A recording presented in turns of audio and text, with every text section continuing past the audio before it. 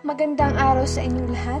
Ngayong araw, ating lilibutin ang magagandang kapuluan ng Timog Pilipinas upang kilalanin ang dalawang pangkat na may kahangahangang kasanayan sa karagatan at mayaman sa kultura, ang mga Tausug at Badyaw. Sa dakong timog ng ating bansa kung saan ang asul na karagatan ay nagsasalo-salo sa langit, may mga pangkat na naninirahan na ang pamumuhay ay naayon sa ritmo ng dagat at mga alon. Sila ang mga Tausug at Badyaw, dalawang pangkat na may kanya-kanyang kwento ng katatagan, kagandahan at pagpapahalaga sa kanilang pinagmulan. Sa bidyong ito, inaaniyahan namin kayong lahat na sumabay sa paglalakbay upang mas maunawaan at pahalagahan ang kanilang natatanging pamumuhay.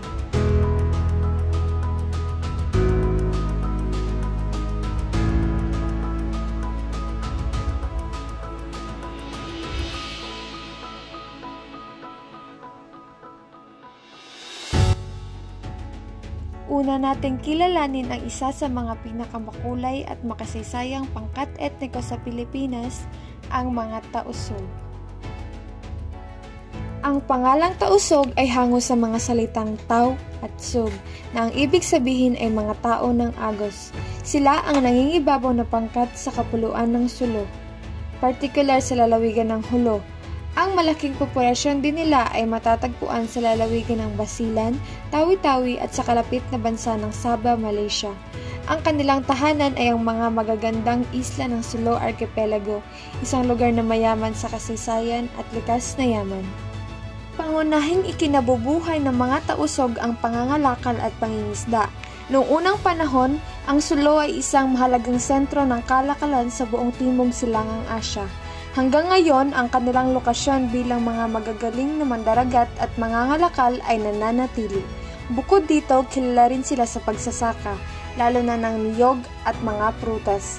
Ang kanilang pang-araw-araw na buhay ay isang magandang halimbawa ng pagiging matatag at mapagkumbaba sa gitna ng magagandang tanawin ng karagatan.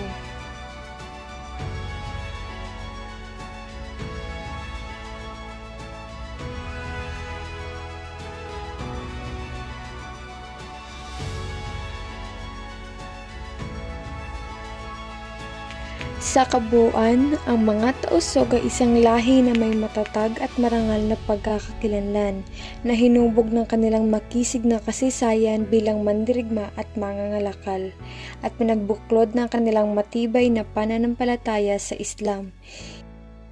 Sila ang mga tagapagmana ng isang makapangyarihang sultanato, may masiglang kultura na ipinapakita sa kanilang sining at pagpapahalaga sa dangal o maratabat, at nananatiling isang mahalagang bahagi ng mayamang tapiserya ng kultura sa Pilipinas at Timog Silangang Asya.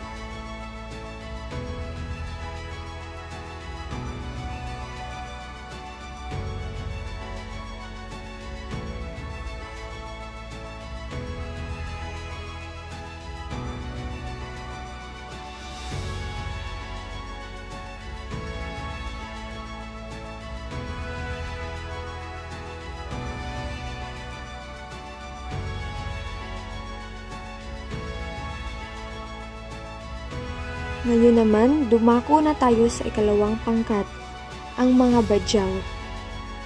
Ang mga Badyaw, na karaniwang tinatawag na malayong dweller ng dagat o sea gypsies, ay isang katutubong pangkat pangkaragatan na matatagpuan sa Sulu Archipelago at sa mga baybaying dagat ng Borneo. Kilala sila bilang mga bihasang maninisid at mangingisda na namumuhay ng palagian sa o malapit sa karagatan, kung saan sila ay umaangkop na mabuhay mula sa yaman ng dagat. Ang kanilang natatanging kultura at pamumuhay ay tuwirang nakasalalay sa karagatan, na nagpapakita ng kanilang malalim na koneksyon sa kapaligiran pandagat. Sa kabila ng kanilang pagiging malaya at kakayahang umasa sa dagat, ang mga Badyaw ay nakaharap sa mga makabagong hamon tulad ng pagkasira ng kanilang tahanan, diskriminasyon at pagbabago ng kanilang tradisyonal na pamumuhay.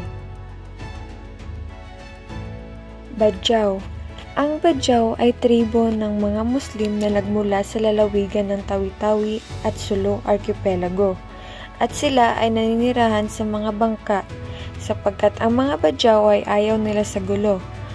Kaya para sa kanila mas mainam na tumira sa bangka ng mapayapa. Sila ay nabubuhay sa pangingisda at iba sa kanila ay dumadayo sa iba't ibang bayan para maghanap buhay. Sa kabuuan, ang mga Badyaw ay isang natatanging lahi na ang buhay at kultura ay di maitatangging nakasandig sa karagatan, na hindi lamang nagsisilbing tahanan kundi pinagkukunan ng kanilang kabuhayan, pananampalataya at pagkakakilanlan.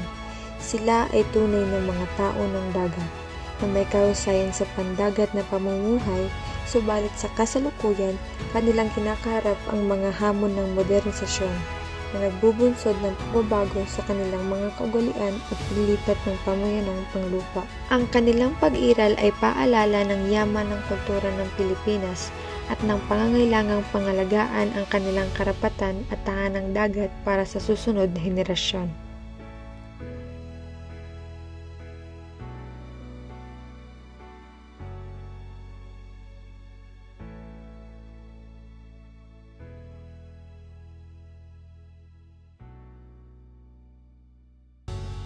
Sa kabila ng kanilang pagiging magkaiba, ang mga Badyaw at Tausug ay kapwa nagpapakita ng yaman at katatagan sa kultura sa Timog Pilipinas. Ang mga Tausug bilang makasaysayang mandirigma at mangangalakal ng Sultanato ng Sulu ay kinikilala sa kanilang malakas na pagkakakilanlang Islamiko at pagpahalaga sa dangal. Samantala, ang mga Badyaw naman ay mga tao ng dagat na ang buong pamumuhay at kultura ay nakasandig sa karagatan.